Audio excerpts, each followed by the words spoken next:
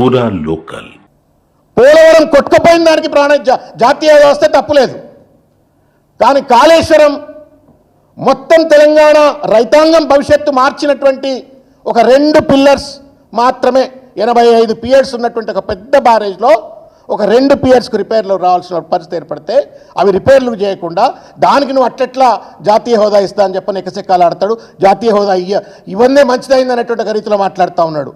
అక్కడ ఇస్తే మంచిదట, ఇక్కడ ఇవ్వకపోతే కూడా మంచిదట అంటూ మాట్లాడితే ఇది కూడా తల్లిపాలు దాగి రొమ్ముగుదినట్టు కాదా?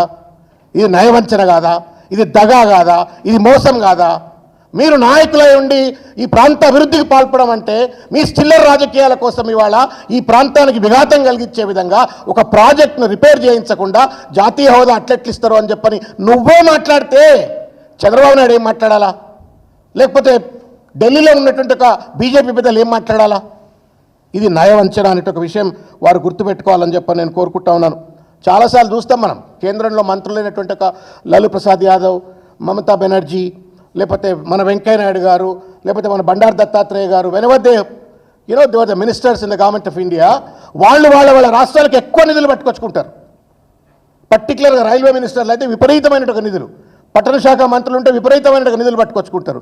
ఈ సన్నాసి ఆలోచన ఏంటంటే కాళేశ్వరం జాతీయ హోదా అడిగితే కూడా తప్పనేటువంటి రీతిలో ఒక భావదారిద్ర్యంతో కొట్టుమిట్టాడుతూ ఇవాళ కేసీఆర్ గారి పైన కాళేశ్వరం పైన దాడి చేస్తున్నట్టుగా పరిస్థితి. వాళ్ళేమో వాళ్ళ రాష్ట్రాలు బాగుపరుచుకుంటారు, మీరేమో రాష్ట్రాలు అధోగతి పాలు చేసే ప్రయత్నం చేస్తూ ఉన్నారు. ఇది ఎంతవరకు న్యాయం అని చెప్పని అడుగుతా ఉన్నాను. पूरा लोकल।